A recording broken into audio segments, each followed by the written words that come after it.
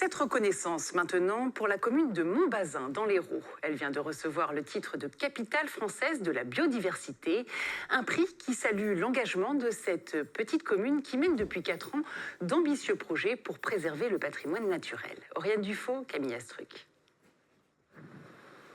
À quelques centaines de mètres du centre de la commune, un espace naturel préservé.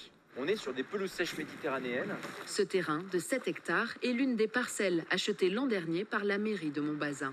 On a mené une acquisition foncière avec le Conservatoire d'espaces naturels d'Occitanie pour préserver notamment une station d'orchidées très rare qui s'appelle Ophrys bombiliflora. Protéger la biodiversité et préserver le paysage.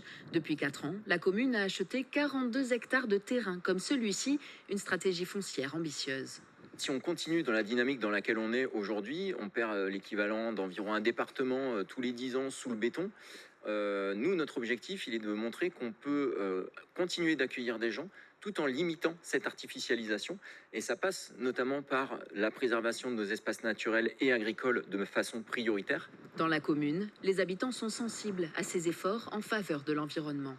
C'est une très bonne chose pour la végétation, pour initier tous les enfants. Pour un petit village, c'est vraiment chouette, je trouve, qu'il y ait une avancée comme ça. Et si Montbazin a été couronné meilleure commune pour la biodiversité 2024, c'est aussi grâce à la réduction des éclairages publics et à un vaste projet dans l'établissement scolaire. Ici, nous sommes dans la cour d'école, qui était une cour à l'ancienne, en fait, couverte de goudron noir complètement imperméable. Et nous avons remplacé par cette structure-là qui est en béton poreux. Et donc, toute l'eau qui tombe ici est drainée vers la mare pédagogique qui a été créée dans cette partie-là. Des investissements importants pour cette petite commune de 3000 habitants au budget forcément limité. Mais grâce à des subventions, ces projets ont pu être financés sans augmenter les impôts. Ici même, dans la cour, on a eu 70% d'intervention de l'agence de l'eau.